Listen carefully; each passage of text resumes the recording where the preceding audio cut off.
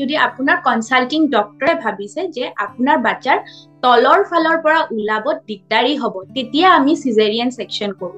কিন্তু আজিকালি আমি বহুত মানুহে সেই যিটো ডেলিভাৰী পেইনটোৰ ভয় খাই কাৰণেও বহুতে সেইটো অপ্ট কৰি আছে, যে ডেলিভাৰী পেইন হ'ব বুলিও বহুতে সেই ভয়তে সিজাৰিয়ান সেকশন অপ্ট কৰি আছে।